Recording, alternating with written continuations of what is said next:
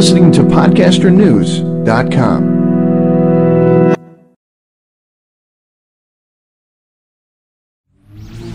Welcome to the LA Story Podcast with Stevie Wilson.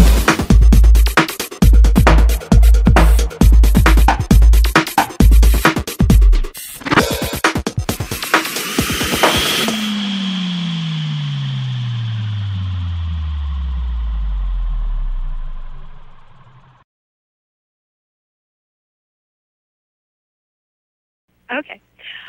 Good morning, Chef Bayless. Good morning. The first question that I have is, how do you work out a cocktail party on a budget?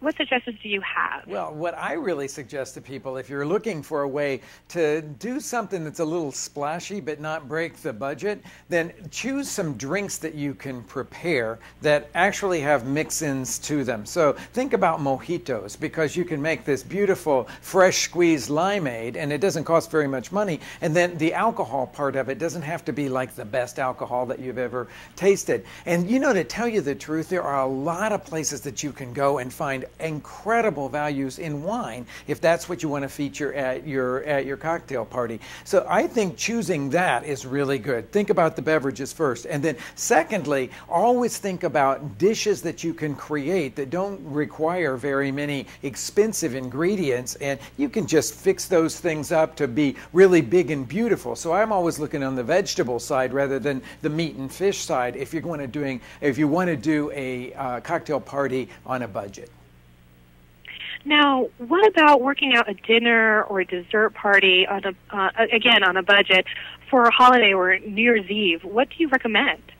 Well, I think if you're looking at about New Year's Eve and you want to do some kind of a beautiful array of dishes, what I would suggest is to choose something that is going to be sort of stunning, that's going to be like your centerpiece. So say you're going to go someplace and buy a piece of beef that you can roast and slice thin.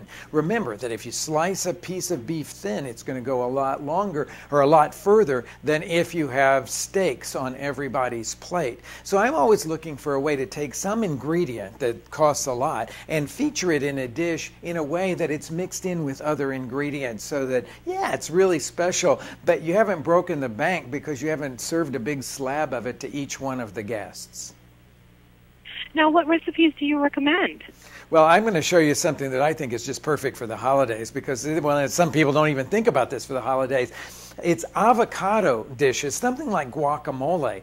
Think about how beautiful the colors are at any holiday party. First of all, the avocados are green and usually add something red to them, so you've got your red and your green. But most important fact is that the avocados from Mexico are absolutely at the peak of their maturity right now. They're going to be the creamiest and the most delicious. But you have to know what their stage is when you are ready to make your guacamole. So I'm always looking for these avocados to be soft at the bulbous end, and that tells you that they're going to be ripe enough to be able to mash them into beautiful guacamole. There's a little stem end that you always want to take off first and then cut around the pit until you've reached back to where you started there. Twist the two sides apart like that, and the pit will always stick into one side of it. I always get the pit out by just lodging my knife in there and then pulling it out. And because these are Hass avocados, they have a very tough skin, so you can just scrape that creamy flesh right off of that tough skin. Now, the flavorings that you add to it, well, a lot of people think that there's only one basic guacamole recipe, but I always say that guacamole will welcome practically anything that you want to put in it. And at the holiday time, well, I like to sort of do something different, something that's kind of interesting. And this is a perfect example of using an ingredient that perhaps is a little more expensive, but you just use a little bit of it. Feature it beautifully. I've got some sun-dried tomatoes here, some roasted red pepper, some grilled onions, and some cilantro. I'm going to mix all of those things into the avocado skewer, and then you got to season it. Now, seasoning the guacamole is always done, of course, with a little bit of salt that goes in there, and then something that's tangy to kind of perk up that creamy flavor of the avocado. Usually it's lime juice. During the holidays, I like to mix things up and put a little bit of roasted tomatillo salsa into that.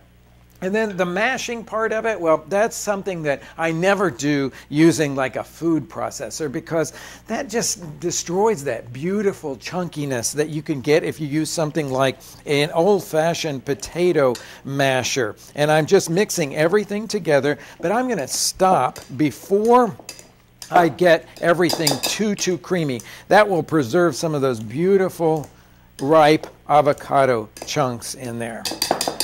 Now, that's really all you have to do, but of course, if you want your guacamole to be absolutely the best, I always recommend refrigerating it until you're ready to serve. And I actually take a piece of plastic wrap and press it right down on top of the guacamole to keep it from discoloring at all. There's lots of different flavors you can add. This one's got the sun-dried tomato, and I've got that right here in front of me in the middle.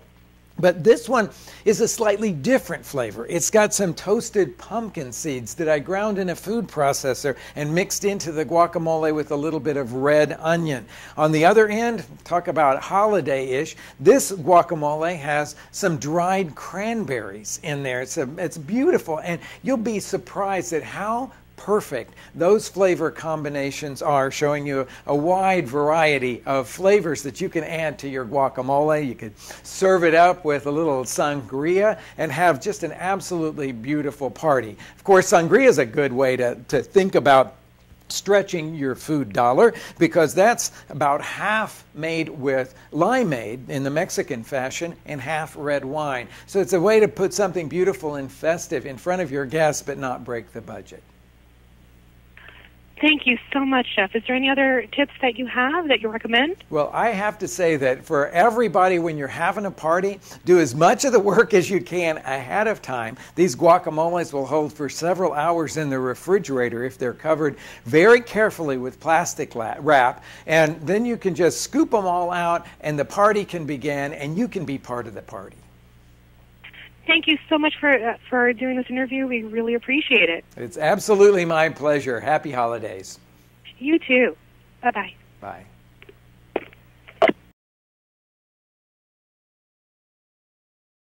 Thanks for joining Stevie Wilson on LA Story. Feel free to check out other podcasts and videos.